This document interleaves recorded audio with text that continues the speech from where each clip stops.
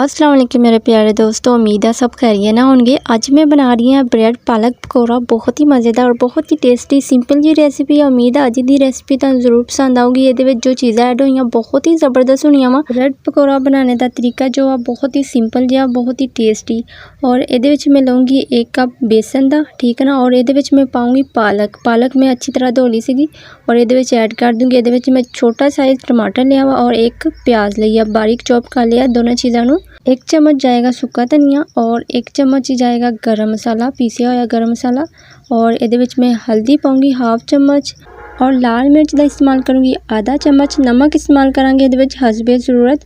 पहला अच्छी तरह इन्हें मैं मिक्स करूँगी और इन्हें क्रिस्पी बनाने वास्ते ये एक चीज़ होर ऐड करूँगी। अगर मेरे चैनल पर नवे हैं तो जल्दी ना जाके मेरे चैनल को सबसक्राइब कर दो और नाल ही बैल आइकन को प्रेस कर दियो ताकि तुहानू हर आने वाली वीडियो मिल सके। अच्छी तरह मिक्स करने तो बाद ये मैं पानी ऐड करूँगी। पानी एक दफ़ा तुम ऐड नहीं करना, इन्ना ज़्यादा पतला नहीं करना, ठीक है ना। और बाकी चीज़ें ये और भी ऐड करूँगी। पहले अच्छी तरह इन्हें मैं मिक्स कर लेंदी है, थोड़ा थोड़ा करके ये पानी ऐड करूँगी ताकि पतला भी ना हो बेसन। और जो जिन्नी ज़रूरत होगी ना पानी की उन्ना इस्तेमाल करांगे, ठीक है ना। और अगर मेरे चैनल को सबसक्राइब नहीं किया तो सबसक्राइब कर दियो। और ये मैं चीज़ा जो ऐड करूँगी वो इन्हें क्रिस्पी बनाएंगे और बहुत ही अच्छा टेस्ट आएगा। इस तरह का पतला हो गया। 1 कप पानी का इस्तेमाल हो चुका, ठीक है ना। हुण ये मैं पाऊँगी 3 चम्मच मैदे ना बहुत ही ज़्यादा क्रिस्पी और बहुत ही अच्छा इसका टेस्ट आएगा। मैदा पा के तुसीं ये पानी ऐड नहीं करना, ठीक है ना। 1 कप मैं पानी का इस्तेमाल किया वा, इन्ना ज़्यादा पानी इस्तेमाल नहीं करना। 10 मिनट में रख दूँगी, पानी वगैरह ऐड नहीं करना क्योंकि पिया थोड़ा जिहा ना पतला हो जाता हुंदा वा बेसन। और ये मैनूं चाहिए ब्रेड आप इस्तेमाल करांगे जिन्नी अपनी ज़रूरत होगी, ठीक है ना। फिलहाल तो मैं 3 ब्रेड लूँगी और इसकी कटिंग कर लेनी है, बरीक कर लेनी है। ये 4 हिस्से कर लेने हैं, ठीक है ना। छोटे छोटे पीस बना लेने हैं। अगर तुसीं अपनी मर्जी ना 2 पीस बनाना चाहते हो 2 बना लिया, मैं 4 बनाऊँगी ताकि अच्छी तरह ये पकौड़े जो बनेंगे ना बहुत ही ज़बरदस्त बनेंगे। और इन्ना दा जरा टेस्ट है माशाल्लाह बहुत ही ज़बरदस्त।